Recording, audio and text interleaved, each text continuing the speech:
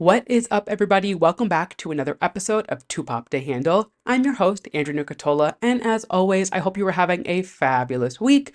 I have been kind of just like getting back into the swing of things after my trip last weekend. I'm somebody who loves a routine. Like, I love to have certain days that I do this, certain days that I do that, and just kind of like stick to it as much as I can. Obviously, there's going to be like an ebb and a flow, and things are going to change, but like, I love a loose routine, we'll call it. So after a trip, obviously, when you're on a trip, you can't follow a routine as much as you would when you're at home. So when I get home, I am like, hit the ground running. We're not slipping out of a routine. Literally last week, I landed, got home, ate, and I recorded the episode. Like, I was like, nope, we are not missing anything. We are not slipping up. Like, and maybe that's something I need to like look inward and like not be so hard on myself about. And like now we're 30 seconds into the episode, and somehow I'm a mental health podcast, and I'm like, look inward, Andrew, and be better about certain things. Like, not the time, not the place. Like, let's not get into that mindset because I am not qualified to give anybody, especially myself, any type of advice like that.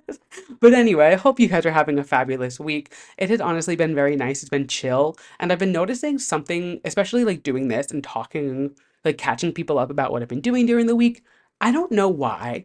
And maybe it's like just like a very common thing, or I don't know. Somehow I either have plans 7 days a week, Monday through Sunday, every single day, something happening, or nothing. There is literally no in between. Like, it is either 5 to 7 days of plans back to back to back to back to back, or nothing going on. And I don't know how it happens or why it happens. And every time it happens, I tell myself, like, okay, next time I'm making plans or I'm looking at like buying tickets or something or have something going on, like, look at your week before you commit to something. And like, if you're going out with someone to get drinks, like if you're seeing a friend, like you can push it a day if you're sandwiched between two events. You know what I'm saying? Like, I don't know why I don't do that more. And every time it happens, I'm like, here it is again. Like, I never learn. I don't know. If let me know that I'm not alone here. Like, do you feel like you literally are booked and busy one week, the next week you have nothing going on when you're like, I could have moved that dinner to the week after. Like, I don't know what's wrong with me. Maybe I'm just like rambling and you guys are like, no, you're just fucking insane and don't know how to manage your time. Lo and behold, we are here. We are recording.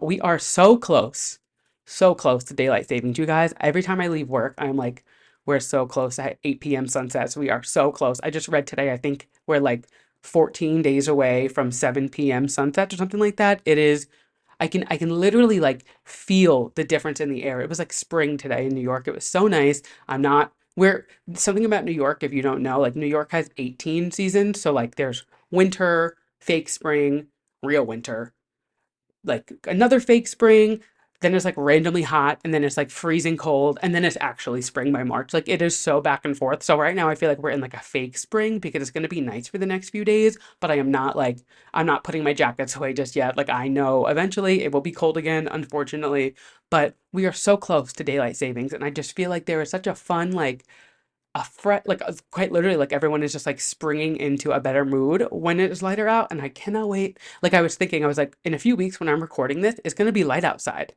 Like, it will be light out when I'm recording, which is so weird to think about. And I'm excited to kind of see like if it changes anything, like my mindset, or I don't know. Like, I never feel like I'm like tired recording the episode because it's not like I'm recording it that late, but like there's like a psychological aspect to daylight savings, you know what I mean? So I'm excited to kind of see like when I'm recording and it's still light outside, how that affects what we talk about, if I get more excited about things, who knows? But that being said, I'm always excited to be recording the podcast because it is really just like a fun part of my week. And there is a lot to dive into this week. We have music, we have we have music releases, we have music news, we have Beyonce, we have Taylor Swift and Katy Perry, Ariana Grande track list. Like, so much has happened, and I am so excited. And before we hop into the show, I just want to say, if you did not watch Abbott Elementary last week, it was one of the funniest episodes I have ever watched of this show. We are 3 seasons into this show,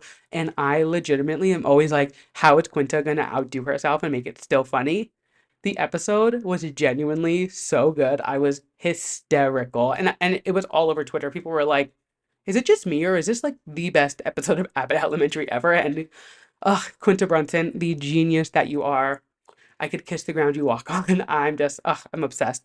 this season, we're only 3 episodes in, maybe four. I can't count. I don't know. But it's so good. And if you are looking for something new to watch and you haven't watched Abbott yet, please start it. I promise you, you will not be disappointed. It is one of the funniest shows on TV. I am obsessed with it. And last week just reminded me that I'm like, okay, no, this is a top tier TV show. I am so excited to just continue the season and see where it goes.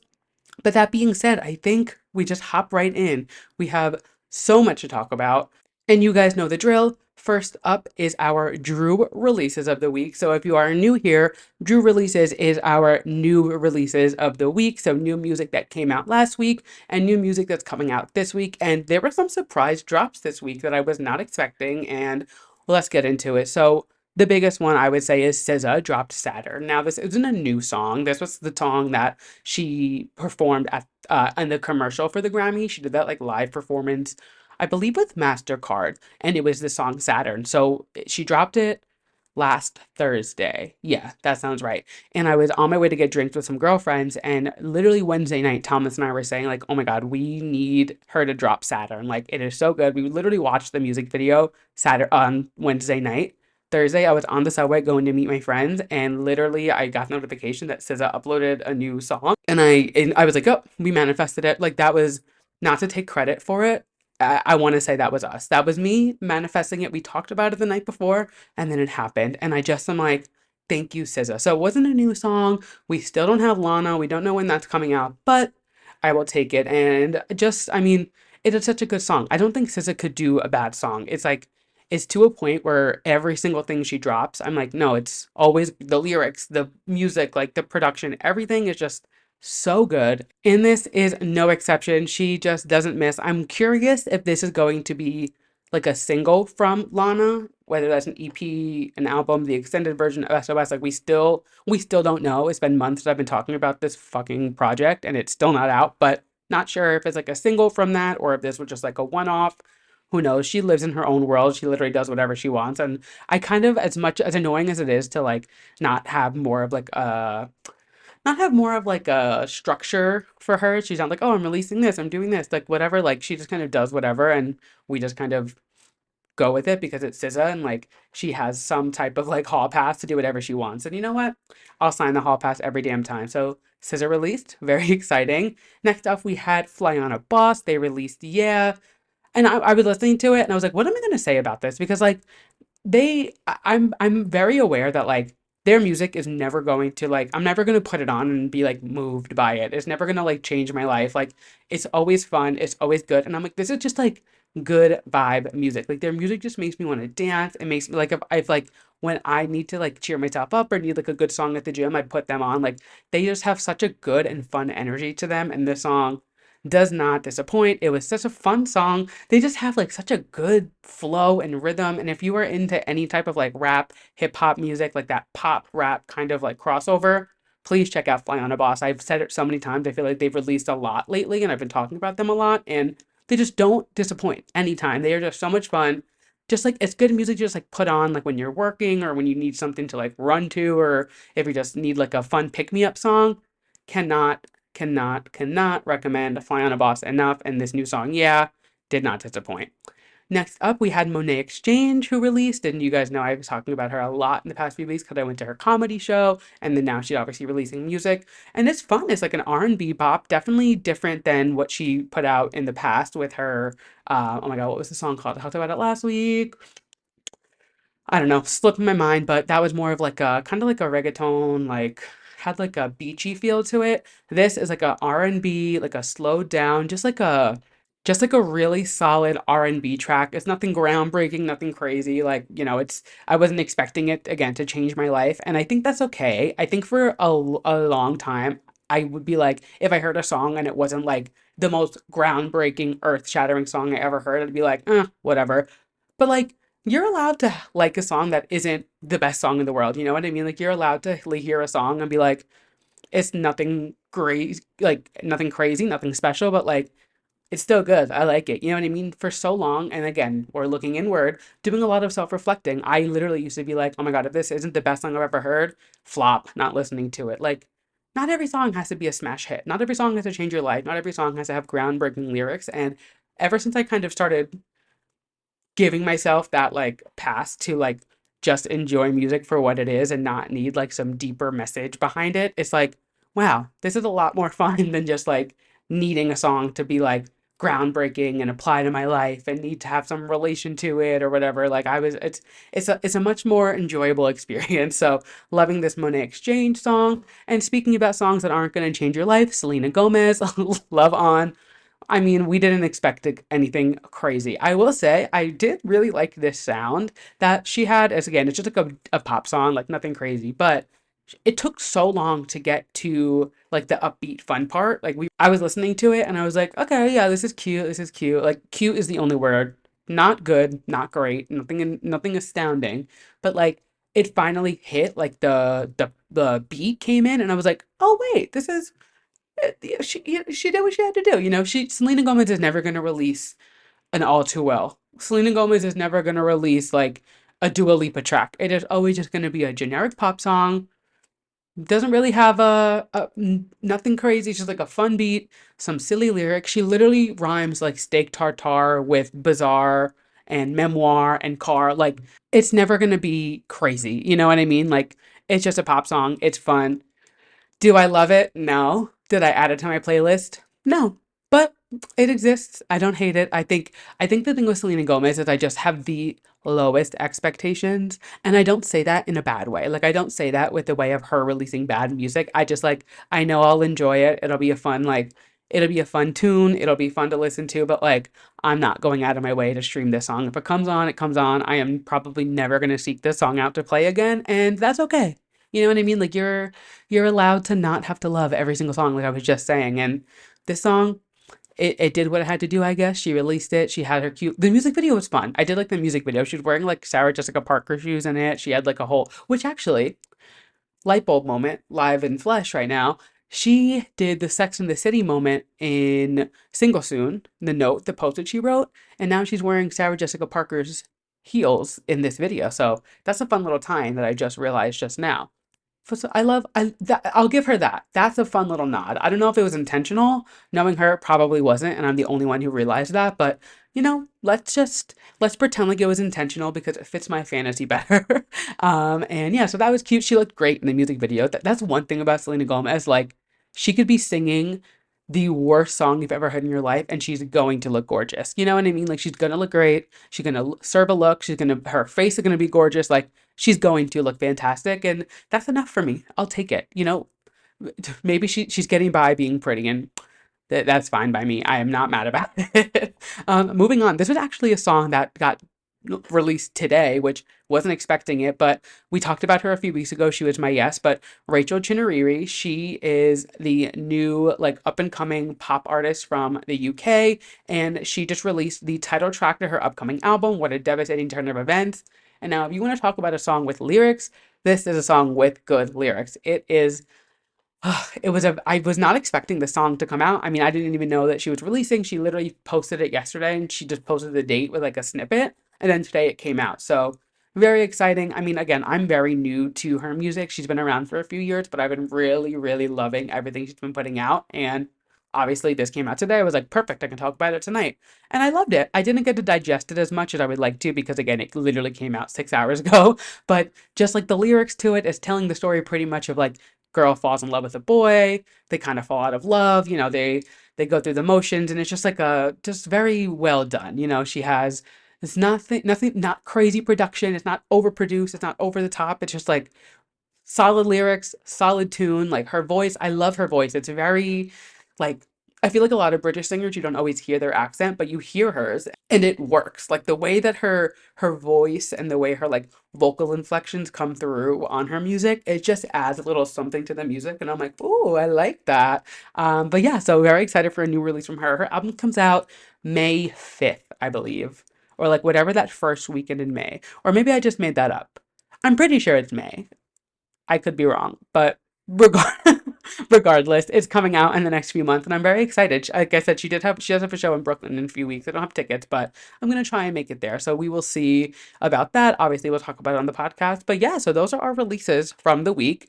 Nothing crazy, nothing groundbreaking. I mean, SZA obviously huge. Everybody else just we love a new tune to add to the playlist or to not add to the playlist. But this week coming up, we have some big releases, and I am personally stoked. So first and foremost, Miss Charli XCX is releasing Von Dutch, which she has been teasing for weeks. She is, I mean, it's Charli, baby. Like, come on. She's just doesn't miss. She is always on it. I'm so excited for a new Charli track. She's been teasing it for I don't even know how long. She's been doing it for definitely over a month. She's been teasing this song and it finally comes out. She is dropping it this Thursday, February 29th, which sounds weird to say because it's a leap year, but alas, she is releasing on the 29th and I cannot wait. We've heard a lot of it, especially she just did her Boiler Room show, which I'm so mad I couldn't get into, but it's okay. I digress. I'll see her at the next show, but she played like pieces of it there. Like I'm just very, very excited for this new track from Charli. I'm you can 99% assume it will be on the playlist, the Drew releases playlist, as soon as it comes out because I know I'm gonna love it. Just the snippets alone are just so good. I love me some Charli. Next up, we have FLETCHER, which I loved her last release, and her album is coming out soon, so I'm really excited for that. But new FLETCHER this Friday is called Doing Better. And then we also have Olly Alexander, who is better known as Years and Years. I don't believe he's going as Years and Years anymore, which I was under the impression that he was still going by Years and Years, but on this song it says Olly Alexander, so don't really know why. But he is releasing his first single.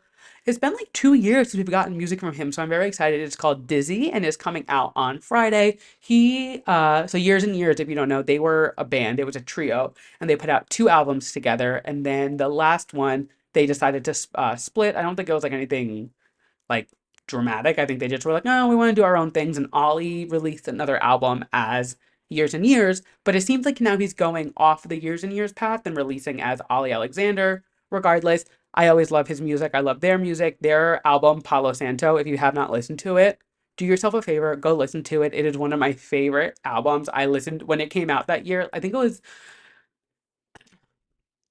it came out in like 2018, maybe 2019, and it came out in like a time of my life when I needed the songs on that album. It was a rough patch for me. So, and obviously I'm such a music person. I lean on music a lot. And like when I listen to that album, I think about like that time of my life and where I am now. And it's like a fun reflection piece. But the album itself, just like the whole thing is so good. So definitely check that album out. Check out all their music. But we also have new music coming out this Friday. So I will talk about that next week. As you guys know, we'll recap it all. And yeah, those are our new releases coming out this Friday, this Thursday. This is a new thing people are doing, releasing on Thursdays or like just releasing whenever day they want, which I don't know how I feel about it. I'm not mad because it's just kind of like a free for all, but it does get confusing because you're like, wait, they're releasing Thursday, they're releasing Friday, somebody just dropped on a Tuesday. Like it's a little confusing, but you know what? It's like it almost kind of dilutes New Music Friday because sometimes on Fridays you wake up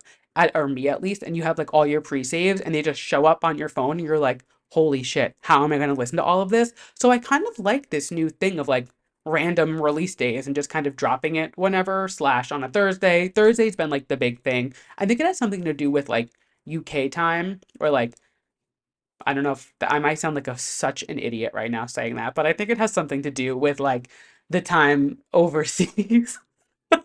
As I'm saying it, I'm like, I am not smart enough or qualified enough to be talking about time zones because I don't understand how they work. But I'm pretty sure it has something to do with like they want to release it at a certain time in London. Or at least like I know Dua did that, so I just assume like that's like a thing. I don't know. Maybe I'm just talking out of my ass now, but regardless, we have some new music coming out this week, which always a good thing. And moving on from releases, we have some more music news, but not really sure when they're coming out. So there's just music news. So moving on to our topics, Normani. Normani is finally releasing her debut album. And I say finally because it has been 5 years since she released Motivation, her lead single that never went anywhere. Now, I loved Fifth Harmony. I was a harmonizer and I'm all in for this Fifth Harmony renaissance happening on TikTok. So whatever that ensues, I'm signed up for it. I'm very excited. But Normani is finally releasing an album. We don't know much. There's no release date, nothing. It is called Dopamine. The cover is sick. I'm obsessed. I think it's such a simple concept, but just like I mean, she's gorgeous. Like she's so stunning. And I just love, she's like riding on the rocket. She just looked great. I loved it. Very excited for new music from her. The snippet she released, it just has like a kind of like an R&B feel, which is exactly what I would expect from her. And it is about damn time that she releases music because we have been waiting for it. She was really like on the cusp of being, people were saying she was going to be a Beyonce, which a big thing to say. I'm not people, but they were saying like she has the potential to be like a huge pop star. And I mean, even like her motivation performance at the VMAs, out of control. She performed, I believe, with the BET Awards. Like she was doing so many sick performances, and she's done a lot of collabs. Like she's done like what was it? Was it Wild Side? She did the songs with Khalid. Like she's had like a mix of songs come out, but nothing really on her own. So it's exciting to finally get some new music from her. Very, very excited. We will do a full recap of that album and the singles and everything as it comes. But new music from Normani is on the horizon because why wouldn't she release in 2024 when everybody and their mother is also releasing this year? Some other music news. This one I am so stoked about. So Miley and Pharrell are working together again, and they are releasing a song called Doctor, and then parentheses, Work It Out. Now, this song, and I didn't realize this at first, and then when I listened to it again, I was like, wait, I've heard this. This is a song that was like a Bangers album cut from years ago whenever that album came out. That was, oh my God, Bangers came out 11 years ago. That's crazy. Wow. Yeah, 11. Yeah, I just graduated high school. Oh my God, that's nuts. Anyway, this is an album cut from Bangers, and I loved Bangers. Anyone who knows me during that era of my life, I was obsessed. I made Bangers my entire personality trait. It's still, I would say it's still my favorite Miley era and Miley album. I just absolutely loved it, and I am so excited for these two to be working together. Now, of course, like I said, this is an older song that they're kind of just like releasing now, but it is Miley's updated vocals, so I'm curious like how it's going to be different from whatever leaked a few years ago to now. I loved the Bangers era so much, and they worked on a lot of songs together. They did like, I know Pharrell was on 4 by 4 Get It Right, Rooting for My Baby, and there was one more. I remember there was four. What is On My Own? I want to say was Pharrell. Yeah, On My Own was Pharrell. I'm like listening to the beginning for that four count, and yeah, yeah. So yeah, Rooting for My Baby, On My Own, 4 by 4 Get It Right were all Pharrell tracks, which are all just great tracks from Bangers, which so that just makes me even more excited for new music from them to be working together. We don't have a release date. Miley teased it today with the like single artwork, so it might be coming out this week, might not be. Who really knows? I'm not gonna. That's why I didn't include it in my Drew releases because we don't know when it's coming out, but it would make sense to drop it this Friday, but we'll see when it comes out. But very excited for that. Like I said, Bangers was such I love that era. It was the tour was insane. The like everything about it I just absolutely loved. So to be getting a taste of that again from Miley, I'm very, very excited. And in other music news, we have Beyonce. 27 years into her career, still breaking records, still making history.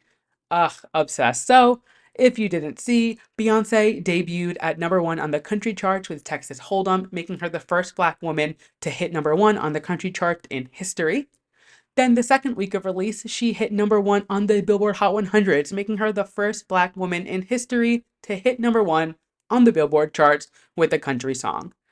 I mean, come on. Like that's first of all, it is insane that like she's so far into her career and she's still making history within her career. Second of all, why are we still having like news of like the first Black person to do this? You know what I mean? That just always like rubs me the wrong way when it's like we're in 2024 and there's still this history being made and clearly like a disadvantage to people of color, which just like is a whole nother ball game, and I don't want to get into it right now because I'll get so angry anytime I see a headline and it's like blah blah blah is the first person of color to do this. I'm like, why why wasn't it possible before? But I digress. I'm so excited for Beyonce to have this accolade. Now, what's cool about this is besides the fact that it's, another #1, this is her ninth #1 as a solo artist and 13th as a just in general. So there was what is that, four with Destiny's Child slash like Megan Thee Stallion, Ed Sheeran, she had a #1 with.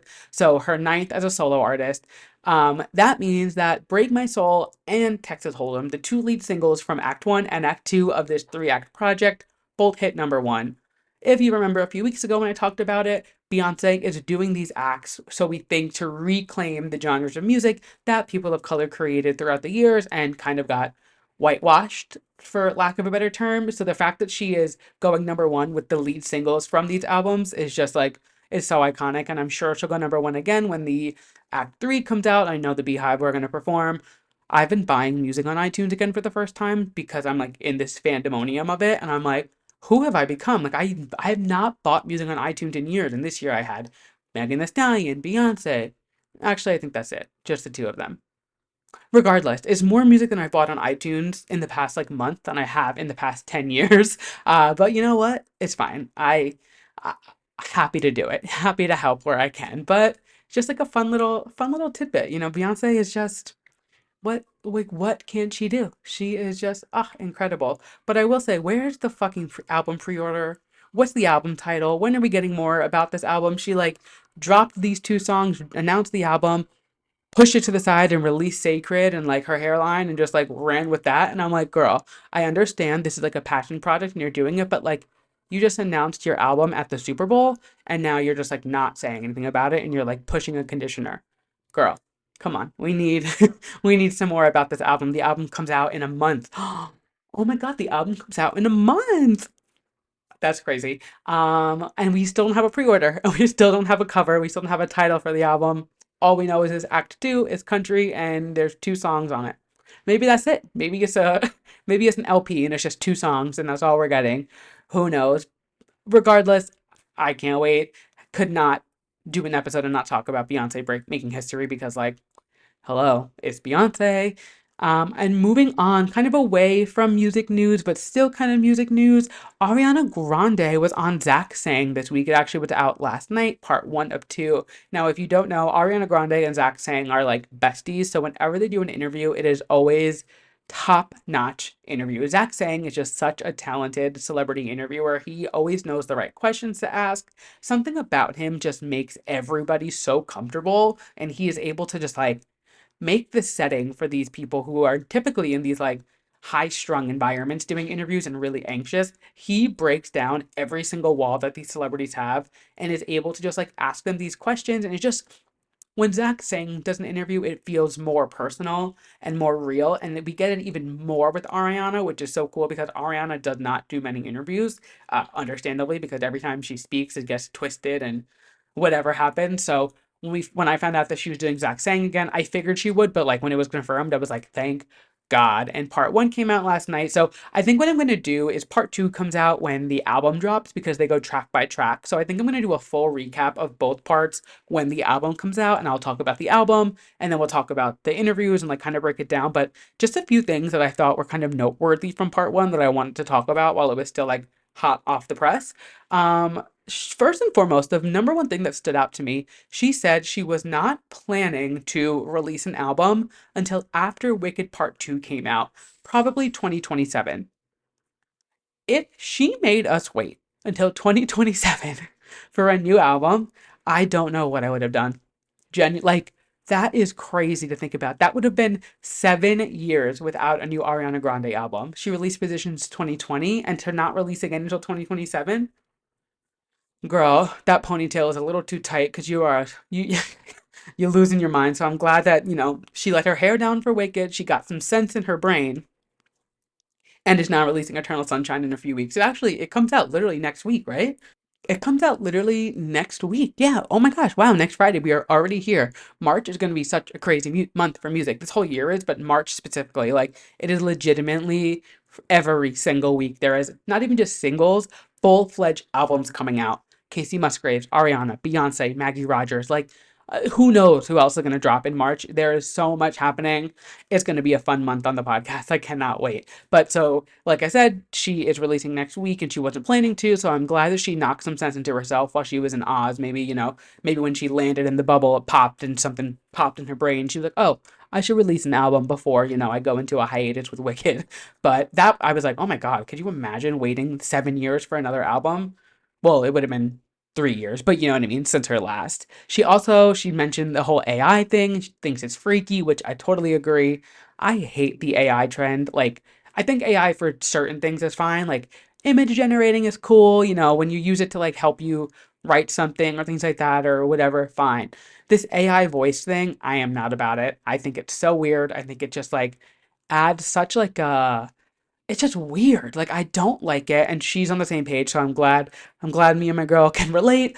I She said she was like it's freaking weird. I don't understand. And I think the whole thing with AI to me is like if we keep using AI in these ways where like we're making artists sing other songs, things like that, like it's gonna be a whole thing in a sense of like artists not wanting to release music because AI is doing it for them. You know what I mean? Like obviously the artists who have that musicality to them and do it because they have that music gene in them, they'll keep doing it. But like people are gonna start just like wanting to get in on the cash grab and making music with AI and just like releasing things because it's gonna be a quarter of the work. And I'm like, this is not what we want. No, no, no, no. Stop with the covers. Stop with the this, the that. I'm over it. I can't do it. Ariana agrees. So like let's listen to Mother and like tune it down a bit on the AI. So I'm glad that she is on the same page as that. She also did mention the leaked music, which if you don't know, I don't know how, but like leaked music in itself is a mystery to me. I don't understand how it leaks. How do you find it? Like, if you can get into Ariana Grande's computer, what can you find everything on my computer too? Like, I don't understand how these artists have these like these teams and these like these recordings and people are able to find them. Like, it just blows my mind that leaked music is somehow so accessible to people. I don't understand. I don't get it. But she had like a huge, massive leak. Like so much music came out, and the big one was Fantasize that like went crazy viral on TikTok. Turns out it was actually for some TV project she was working on, not for her, but I guess maybe she was like helping write the music. She didn't go too into detail with it, but it was not a song for herself, which is so ironic because everybody was obsessed with it, and people were like, "We need this song on the album." She did confirm it is not on the album, but there's a taste of that sound because she was like, "Well, that's what people want. Let me give the people what they want." So thank you for that. But she did say she was like, I will find you guys in jail, the people who leaked it, because like stop stealing my music, which I totally understand. I will admit, when music leaks, I do listen to it, but I know that's because I think I've said this before, like I buy vinyl, I buy physical music, I will stream it until the cows come home. Like I'm going to listen to it anyway. So if things leak and it comes across my desk, except for Beyonce, I never listen to a Beyonce leak because I feel like that is less like sacrilegious. The like it's not on Beyonce's internet, absolutely not. But I do listen to leaked music. Sorry if you know that upsets you or whatever. But I'm not the one finding it. I'm not the one digging through and doing it. You know, if somebody sent it to me, I listen to it, but that's because I know that I'm going to support it. Regardless, Ariana Grande said she's going to see these people in jail, so I hope I am not included in that because, you know, I'm not the one leaking it. But that being said, very, very, very excited for this new Ariana album next week. We are so close to this album. And the track list came out today, and literally, I saw that there's a track called The Boy Is Mine, and I blacked out. I literally was like, well, I'm done. Like, knowing everything that's gone on with her in the past 2, 3 years to have a track called The Boy Is Mine. Oh, she also said that track two, she didn't want it to be mean, so she tried to be as nice as possible. And track two is literally called Bye. So I'm assuming it's about her divorce and she wanted to be nice about it. So I'm curious. I like we still don't know what happened with her divorce, you know? Like we think we know everything about Ethan and this and that, but like we don't really know what happened with her and Dalton and like what happened with her and Ethan and when Ethan and his ex-wife like there's really no clear timeline of anything. So I'm curious what we're gonna learn on the album. I don't think she's gonna give away too much, but I definitely think we're gonna get some like some breadcrumbs. You know what I mean? She's gonna give us a little bit, but she's not gonna give us the full story. And I do think that next week's episode with Zach saying that she does, the part two is gonna give us a big insight of not only just like what the lyrics and like what the songs mean, but like what she was thinking when she recorded it and what she was thinking during that process, which I think is crucial to this album. I think this album is something that like every single song, every lyric, every note was purposely, meticulously placed for a reason, and I'm very excited to find out like what what the ins and outs of each song and what the whole album is, and I'm just very excited for new Ariana Grande music and oh, it's so soon. It's so soon. I cannot wait. moving away from some music news, but still kind of music news. We've had some stuff going on in the concert world, and it's big ones. These are some big things happening. So Olivia Rodrigo kicked off her Guts tour this weekend. Opening night was in Palm Springs over the weekend.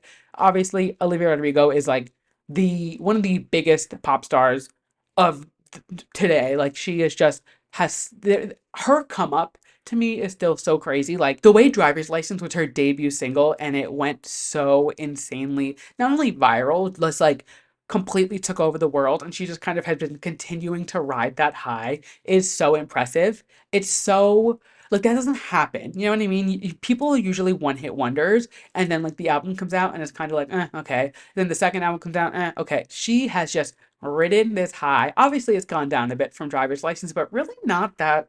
She hasn't dipped that like really at all. Like she is still on top of her game, and the Guts tour kicked off this weekend, and it looks so good. I think the set list is perfect. The only song that I really wish was on it is One Step Forward, Three Steps Back, but I can do without it because the rest of the set list is so good. She does some of the bonus tracks from Guts, which is exciting. Just like I think she did a really good job at combining both of the albums, Guts and Sour, and making sure everything was included.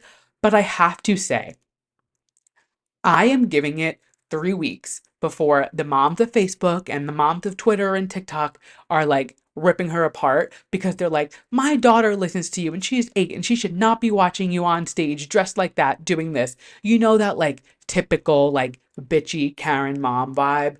I feel like it's coming. I feel like it's just like on the horizon. I feel like she's gonna get to like she's like Palm Springs is pretty like go with the flow, whatever. But I feel like she's gonna get to like Louisiana, Arkansas, one of those weird middle states that like just like a shaped like a square in the middle of the country. No offense if you're from there and listening. Obviously, you are not who I'm talking about. But I just feel like she's gonna get to one of those states, and one mom is just gonna like not be happy with the fishnets or like the humping on stage or whatever she's doing, and it is just gonna like blow up. Not that it's gonna stop her from doing what she's doing or stop her from touring or anything like that. Like I know that that's not who she is, and she's kind of intentionally trying to like shake the Disney image, which I feel like she doesn't even have the Disney image to the extent that some people did. Like when you think about like Miley, Selena, the Jonas Brothers, they were like the poster children for Disney. Olivia was like kind of after Disney's height and after Disney was like, I mean, it was still obviously Disney is going to be successful,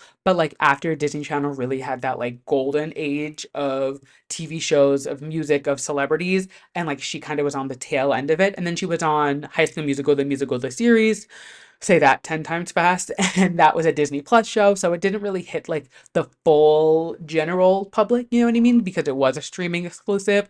So she obviously has that Disney tie, but I think she's done a good job at kind of like stepping away from it before it was her entire personality, if that makes sense. Kind of like Miley stepping away from Hannah was 10 times the magnitude of Olivia stepping away from, I can't even think of her character's name on High School Musical, the series. What was her name? I don't know. It's not gonna come to me. I honestly only watched the first season and then I dipped out. Maybe I watched the second season. Doesn't matter. But I feel like that wrath is coming for her, and I know that she'll be fine. Like she's not gonna like change what she's doing on tour, and I think her sound is very like edgy and grungy and like it fit not edgy and you know what I mean. Like she's not releasing Hannah Montana music, is what I'm saying. You know, she didn't really like hold back on like just kind of going for the aesthetic that she wanted. So I think the aesthetic is matching what she's doing on stage, but I just think like these moms might not have realized how she was dressed and acting. And I think she looks great. I want her to do whatever she wants. Take a shot on stage, go crazy. But like, there's definitely gonna be some pushback from the parents, and I'm just waiting for it. Like, I hate to say that I'm sitting back with popcorn, but I kind of am just like, all right, it's gonna come. There is a storm of brewing for Olivia Rodrigo. But that being said, the tour looks fantastic. Her stage presence has gotten so much better. Her live vocals have gotten so much better. You can just tell she is so much more comfortable in her skin and so much more confident. And I don't have tickets. I keep saying it, but I will be at the Guts tour when it's in New York. Mark my words. I am putting it out there because I missed the Sour tour and I am not missing the Guts tour. So I will be there. I don't care what it takes. I mean, unless it's like Eras Tour money, which it won't be, but like the ticket prices are pretty steep right now. So we'll figure it out when we get there. That being said, congrats on a wonderful opening weekend, Miss Olivia Rodrigo. I cannot wait to see you in a few weeks. And speaking about the Eras Tour, our next topic is the Eras Tour, and my God, is there a lot to talk about. So Taylor is obviously taking the Eras Tour overseas. She is in Australia right now. She actually just finished in Australia. She was in Melbourne and then she was in Sydney this past weekend.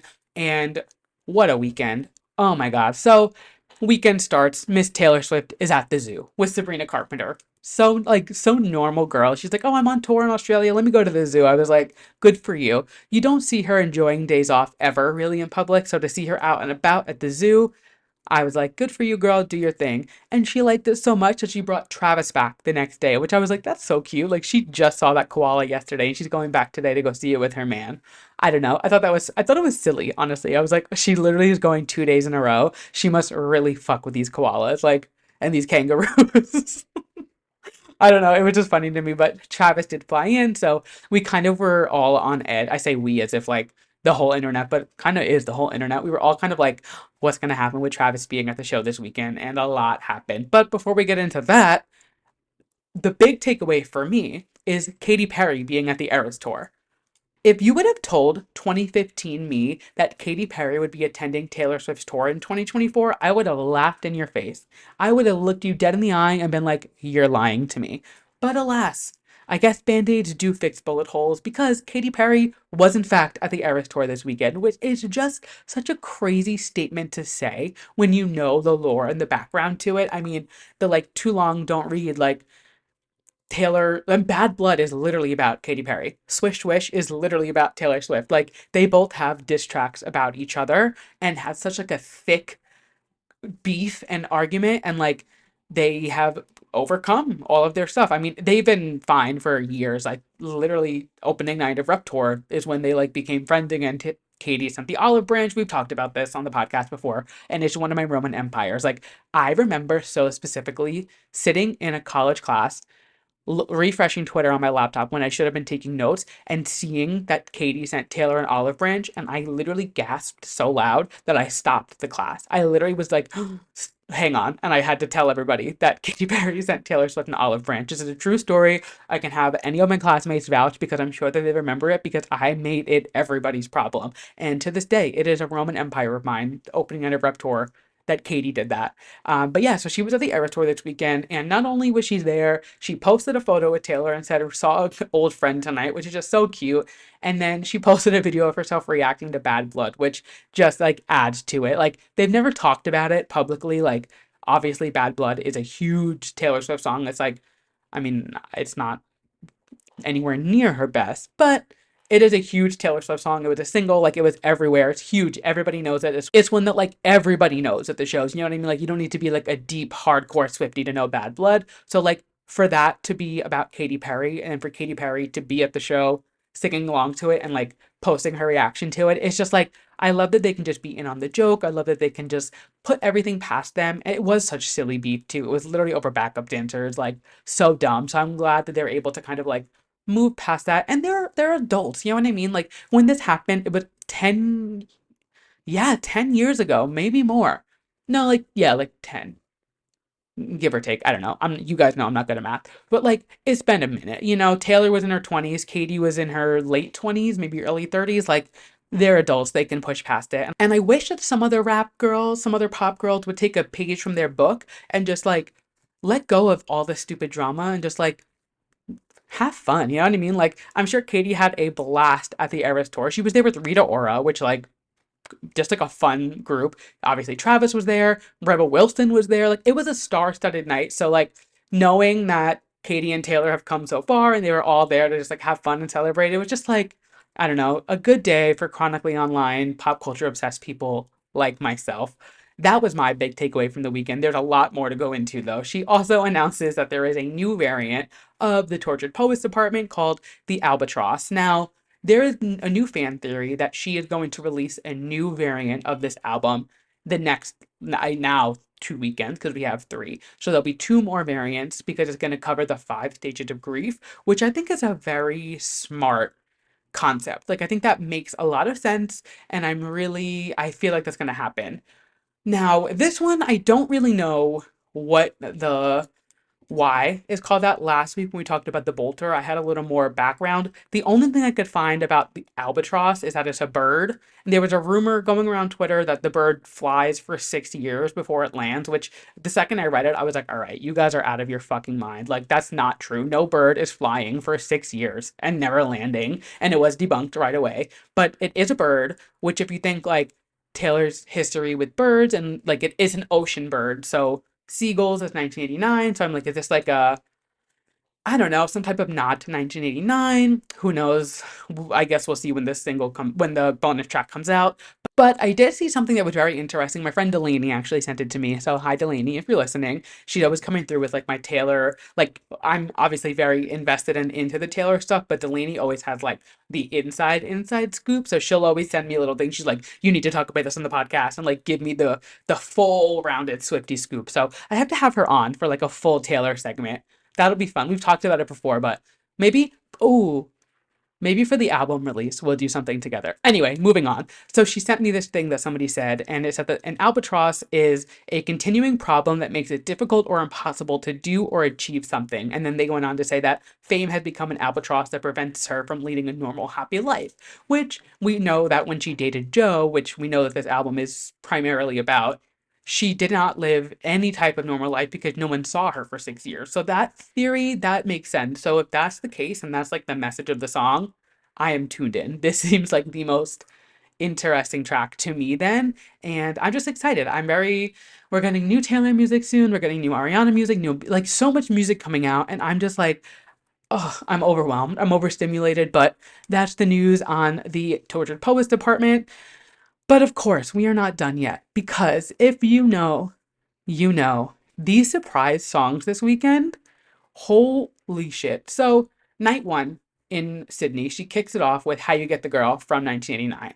All right, cool. Then she brings out Sabrina Carpenter and does a mashup of White Horse and Coney Island. Now, there's two things to take away from this.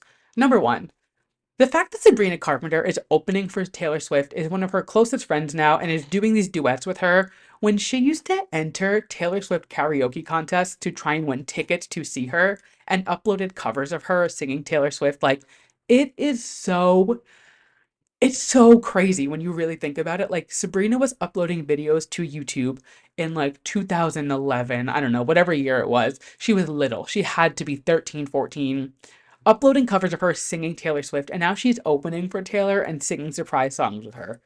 She like you gotta clap for her. She did that. That is just so ugh, so incredible. And not for nothing, like I'm going on a little bit of a tangent, but it's fine. I'm just obsessed with her personality. I love her regardless, but like especially this past weekend, like she was like, I'm sorry for your loss. Like she's going into like the Australian piece, like she's just so in on the joke and so on beat with every trend. Like as soon as something goes trending on TikTok, she's like able to like incorporate it in like her outros or whatever. Like she's just so in on the joke, and there is nothing more refreshing than a pop star who can also like be in on the joke and laugh about it. I love her, and I needed to give her that shout out.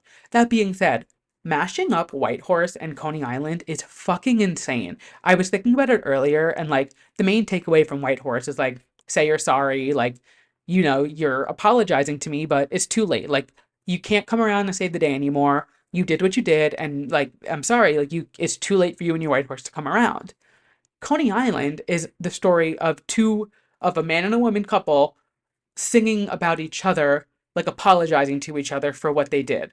So like to mash the two of them up, I literally was like, this is heartbreaking when you really think about the songs. Like one is about like, hey, it's too late for you to apologize to me, and the other is two people apologizing to each other.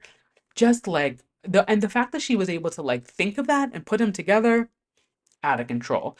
And it just gets crazier. Night two, she messed up. Should have said no, and you're not sorry. So should have said no, obviously. You should have said no. You should have gone home. You shouldn't have done what you did. You should not have cheated on me. And then you're not sorry. Quite literally, you're not sorry. You did what you did. You don't have to call anymore. You're not going to pick up the phone. You're not sorry. And she knows it. So, like, to mash those up, like, oh, again, just genius. Now, this next one, speaking of Delaney, this this was a big one for her. And when she texted me whatever morning it was and said that this happened, I knew that she was feeling it. But she mashed up Peace and New Year's Day. Now, this is the first time Taylor is saying Peace on the Eras tour at all. So that's just a big thing to begin with. But when you think about these two songs, Peace is like, she's saying like, I can't give you peace. Like the whole message is literally, would it be enough if I could never give you peace? Like she's saying like, I am Taylor Swift. I am famous. Like I can never be, I'm never gonna be normal. I'm never gonna have a normal life. Like, is that enough for you? And if you think about Joe, clearly it wasn't.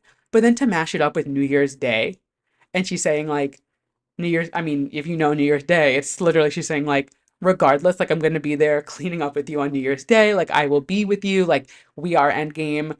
I mean, obviously the song's about somebody else, and now she's singing about somebody else, but regardless, I've said it before, I think it's a huge thing to be able to like admit that you wrote a song for somebody and could apply it to them then, but you can also take that song and apply it to somebody now. So Peace and New Year's Day being mashed up while she's literally in the most public relationship she has ever been in.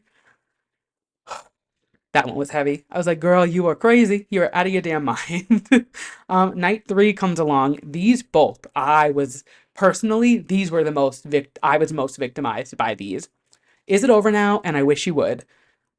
I Wish You Would is my favorite song in 1989 and it has been since the album came out. I know that's an unpopular opinion, but I fucking love I Wish You Would. And then she matched it up with Is It Over Now? Which, is it over now? Literally in the title, like, are we done? Is this done? Like, was it over then? Is it over now?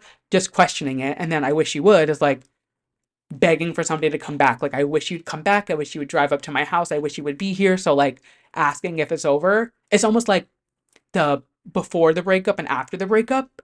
You know, when you think about the message of the song, it's like, is it over? Was it over then? Like, I wish I could have seen what was coming. I wish I knew, like what is it? I wish whatever the lyric is. And then I wish you would is like she's like begging for them to come back because she wishes they would come back. And to mash those up, this girl is insane. All of these mashups, I was like, girl, you are out of your damn mind. Haunted and Exile was the next song for night three, which again, just a crazy, crazy mashup when you really break it down. I mean, Haunted, and it's the whole like the hook for Haunted is come on, don't leave me like this. I thought I had you figured out. Can't breathe whenever you're gone. Can't go back. I'm haunted or whatever. To mix it up with Exile, where she's saying, I think I've seen this film before and I didn't like the ending. Haunted, she's begging somebody not to leave her. She's going to be haunted by them. Exiled, she's gone through it before. So now I'm like, oh my God, Exile is like the callback to Haunted because she's seen this happen before. She didn't like the ending. Not saying that the songs are related, not saying that it's the same situation, obviously, but like when you boil it down, you're like, Haunted, she's like begging, like, don't leave me like this, don't do this to me. And then in Exile, she's like, I've been through this before and I don't want to do this again. Like, oh, the growth, just like, it's crazy. It's crazy. Moving on to night four, because of course there's more. This is a long episode again. I've just been chatty Cathy lately, but whatever, it's fine. Night four, she mashes up Woulda, Coulda, Shoulda, and Ivy. I mean, Woulda, Coulda, Shoulda, it's obviously just like a rip my heart out song, and literally like she's like, if I would have known, like I never would have danced with the devil. The pain was heaven. Like she knows like what she would have done, what she could have done, what she should have done. And then Ivy is about an affair. Like it's like I was like, what the fuck is this mashup? This one was a little more. The songs themselves are just sad or like have like good messages. I was struggling to mend these two. I was like, I get, well, maybe I guess maybe woulda coulda shoulda was like he cheated, did whatever, and yeah, actually, maybe I just had a light bulb moment live on camera. Yeah, I get what it could have, should have is like the idea of like, hey, these are the things that happened. You hurt me. Like, I wish I didn't do this. I wish I didn't do that. Like, reflecting back on a relationship and what you wish didn't happen. But then in Ivy, it's about a loveless marriage and like knowing that something is going on and like there was the affair and whatever. So I guess, yeah, wow. Never mind. Look at that. This is why it's important to talk. This is why it's important to talk about things and like talk things out because in my head I could not mesh these two, but now it makes sense. And then the second surprise song that night, so our mashup was Forever and Always and Maroon. So, I mean, Forever and Always, I was there when you said Forever and Always. I was there when you promised you'd be there with me, kind of thing. Like, now, obviously, like, it's over. And then Maroon, she already lost the person. So it's like, Forever and Always, she's like, it's the same idea. You know, she's saying, she's like, what happened to Forever and Always? Like, now it's rain in the bedroom, rain when you call, rains when you hear, rains when you're gone. Like, this is how life is after. And then Maroon, like, the burgundy on my t-shirt, or whatever the line is, and the rust that grew between telephones, like, it's mourning the loss of somebody, kind of in both, and like what could have been and what was. So just again, a genius mashup. And I am just she continues to amaze me. The way her mind works, it really needs to be studied because and now I'm like, what's gonna happen I think she's in Singapore this weekend. I'm like, what mashup is she gonna pull out now? Like, can she give us a breather and like give us like Me and Welcome to New York and just like not break our hearts for one weekend, maybe? Like, can she do something? Like, you need to calm down and we are never ever getting back together. Like, give us some fluff songs smashed up. Cause like these ones hurt. These ones hurt. But that was the Eras Tour this weekend. I genuinely did not expect to be recapping the Eras Tour when it went overseas. I did not expect for it to like have any as much waves. I guess that's like shame on me, but like the girl, she doesn't stop. It's insane. And those are our stories for the week. We still have a TV recap. We still have my yes and my mess. So I hope you guys hope you're comfortable. You know, get yourself a snack, get yourself some water because we are not done yet. TV this week. Some great and some not so great. So first up, great, the Traitors this week. Oh, oh my God, what an episode. We start the episode with Phaedra and Kate. Phaedra asking Kate if she would be a traitor, and Kate obviously accepts it because if she doesn't, she gets murdered. So now the two traitors in that castle are Phaedra and Kate. Kate is the first one at breakfast the next day, and MJ is almost immediately onto her. She's like, "You're acting weird. What's going on with you?" And I was like, "Girl, Kate, you have got to get it together. You cannot give up the fact that you're a traitor this early on. It has been 7 hours since Phaedra invited you, and you're already slipping up. Like, come on." But episode goes on, they do their thing, and we find out that they ended up killing Kevin, which not like the biggest loss, could have been a bigger kill. Like, I feel like they could have murdered somebody better, but I guess to keep the heat off of their back, I understand and it makes sense. But so now Kevin is gone. They go into this challenge and they are shooting stained glass with their names on it. It's who comes up with the challenges on this show? Who comes up with the challenges on the Traitors? Because, like, who had the idea of putting a bow and arrow in front of a bunch of stained glass pieces and shooting them down? It was just like, I don't know, very strange. The challenges to me are just like middle fluff. Buy they need to like buy themselves time. So they do the challenge, whatever. This round table, the fact that they left us on a cliffhanger and we do not know who MJ voted for, and she is the deciding vote between Phaedra and Peter going home. My theory is she votes for Peter. And then that night they kill Trishelle. And I think after that they're gonna know that Phaedra's a traitor, so I think they're gonna be more onto her because they're already onto her. Like I said, it is between Peter and Phaedra right now. So I think if I was in their shoes and if it plays out perfectly for me, MJ votes for Peter, Peter goes home. They find out he's a faithful, but then that night, the traitors kill Trishelle. Next morning, when they find out, I think that would be enough because Trishelle is so on Phaedra's case. I think everybody would be like, okay, it's obvious that Phaedra's a traitor, especially because half the other table thinks that she is already. I think it would be enough evidence. So, this show. Oh my God. Oh my God. And Phaedra, when she's like arguing with Peter, she goes, "Well, you might have forgotten, Peter, as this is not The Bachelor. I don't have to kiss your ass for a rose." I'm obsessed with this woman. She is everything to me. I love her so much. And this show, I say it every week. Please start this show. It is the best reality TV show I have watched in so long. I'm obsessed with it. Oh my God. So we are on a cliffhanger. We do not know who went home. We do not know who they killed. It's going to be a good episode this week. I cannot wait. Moving on to some not so great reality TV this week, Drag Race. I have been so hot and cold with this season. One week I love it, one week I can't. This week I could not do it. And it's so upsetting because it was Snatch Game. So if you've been listening, you know that I've been saying there's 3 big weeks in Drag Race. If you don't watch the show, this is pretty much like the third biggest, it's really the biggest challenge to win. Like, this is really when you make your mark, but like the ball, the Rusical, Snatch Game are like the 3 big ones, and this was our third of the 3, and it was so bad. It was not good at all, which sucks because I love this cast. I love these girls. I love this season. So they do the reading challenge at the beginning. Tsunami wins. Amazing, great, cool, whatever. Snatch Game. First and foremost, Saphira should have won. I don't know why she was safe. She was top, but like why did she not win? That made no sense to me. She was so good. She was great. I will say, like, if everybody else sucked, Saphira knocked it out of the park. So the fact that she did not win and Plain Jane did, uh, even her runway was better than Plain Jane's in my opinion. I just this episode was so strange to me. I, I don't know. Then Nymphia is in the bottom. She was not good at Snatch Game. She bombed. She was awful in Snatch Game, and I'll admit it. Nymphia is my number one. You know that. She is my front runner for the season. She sucked this week, but her runway was so good that I thought that would at least get her out of the bottom. And no offense, I thought Dawn and Morphine were both worse than her. Well, I guess Morphine did get that, but regardless, I thought Dawn, her runway and her Snatch Game were not as were worse than Nymphia. So here's my delusional theory. I think that so next week is a sewing challenge.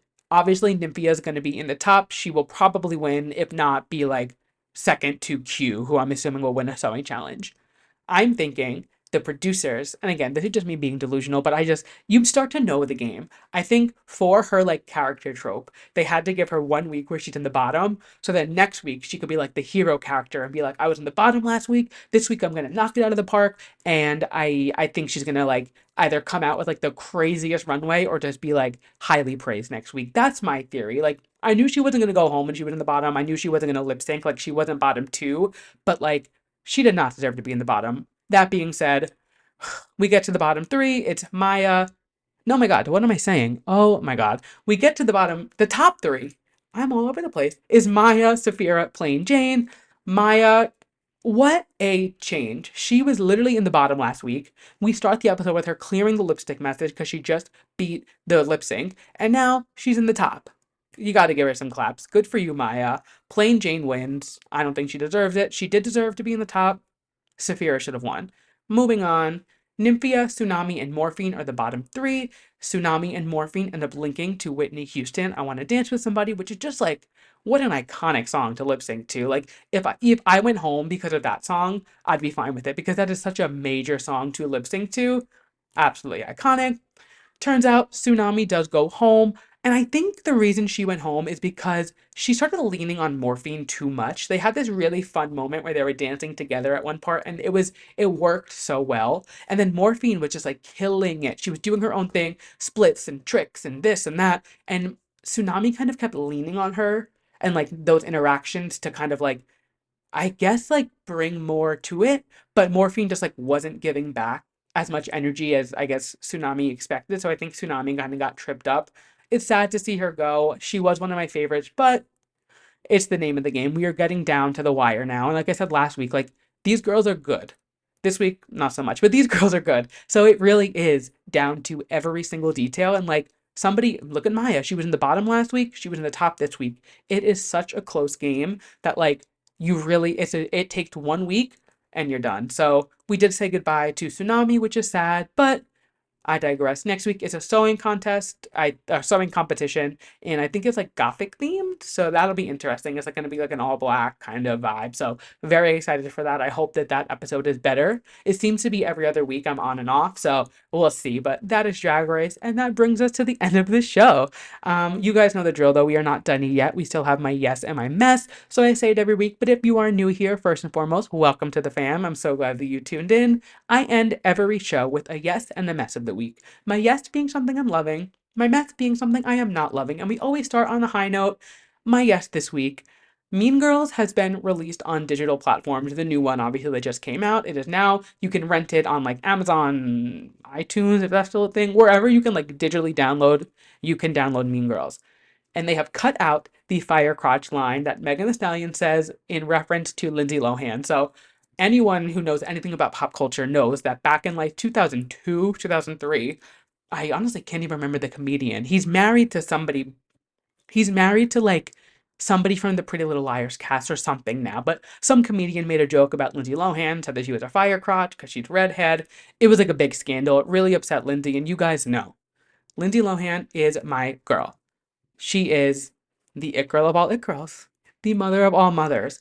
Any tongue that speaks ill on Lindsay Lohan will fall. And this just proves it. If you're going to talk bad about Lindsay Lohan, you're not going to end up on top. And this is not a dig at Megan Thee Stallion. No, no, no, no, not at all. This is a dig at whoever put that in the script and thought it was fine.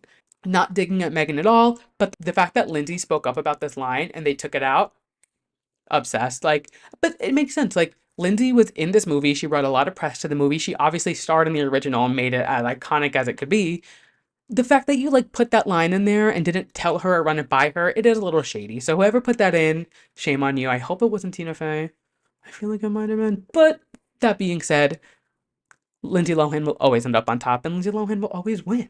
Also, I haven't mentioned once on the podcast yet, which is so unlike me. We're getting a new Lindsay Lohan movie in like 3 weeks. March 15th, Irish Witch comes out on Netflix, and I'm so, so, so excited. We are getting two Lindsay Netflix rom-coms this year, which just like, what is better than a Lindsay Lohan rom-com? Nothing. I'm not even going to give you time to talk back to me.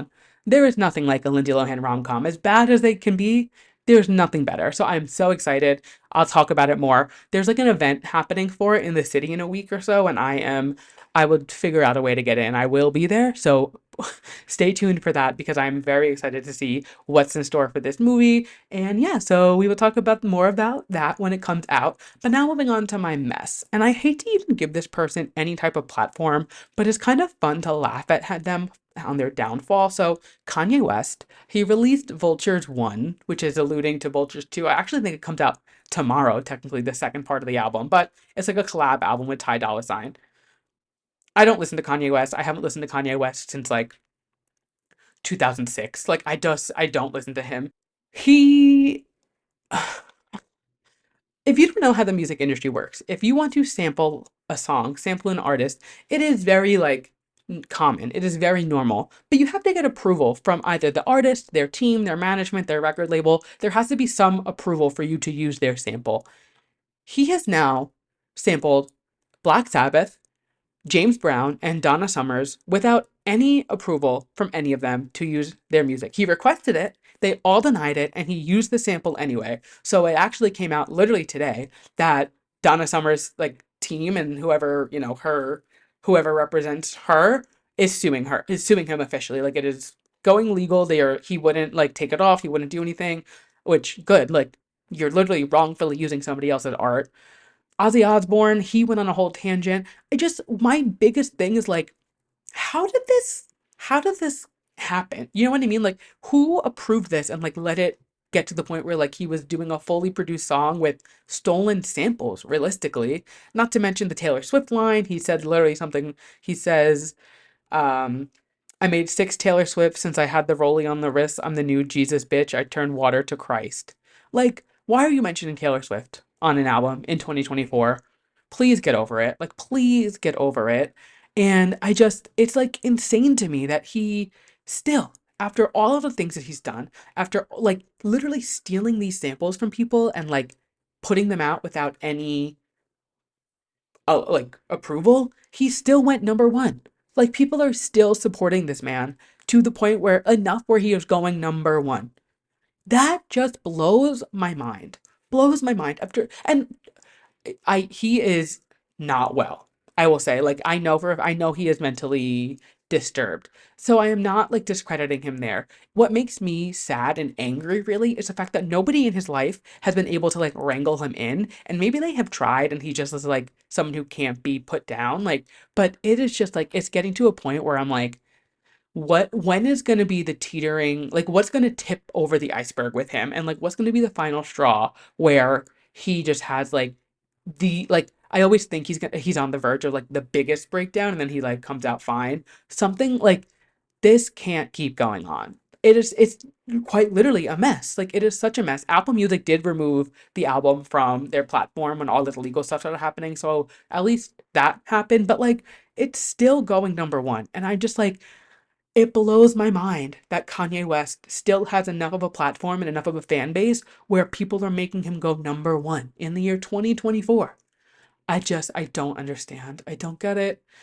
And that's like if I'm going to talk about Kanye West, it's going to be in the mess section of the show. So at least like we can all be on the same page there. And like if you're a Kanye West stan or a fan listening, I'm actually not sorry that I'm so against him. I just nothing he does to me makes sense. Everything he does is just like dirty and like evil spirited and rotted. And I just I have no respect for him. And it just he continues somehow to amaze me. The fact that he can like do worse things over and over and still have this much of a fan base and support. Ugh, I don't know. But with that, that's the end of the show. Thank you guys so much for listening to this week's episode. I hope you loved it. If you're watching us on YouTube, make sure you give us a subscribe, give us a like, leave us a comment, tell me what you're thinking. If you're listening to us at a podcast, make sure you give us a 5-star review. We are available wherever podcasts can be streamed. So Spotify, Apple Music, Amazon Music, Google Play, the whole, I don't know. There's so many podcasting sites and I am on all of them. So if you're listening on any form of podcasting site, one, thank you. Two, leave us a 5-star rating. And three, send this episode to a friend. If everybody sends this episode to one friend, I will double in listeners. Send it to 2 friends, I will triple. Is that how the math works? I don't know. Just send it around. Tell your friends. Leave us a review. I know it's like everyone who has a podcast says it. Like it helps so much leaving a review, but it really does. Like even just a 5-star rating goes a long way in the podcasting world. So I would really, really appreciate it. And if you have any thoughts, feedback, things like that, I always have a little question box on Spotify. So you can leave a question there. Shoot me a DM. I'm always on Instagram. You can always reach me on Instagram, DMs, tweet me, whatever it is. I want to know what you're thinking. So tweet me your thoughts. Tell me what you're thinking. And until next week, I'll catch you then. Bye.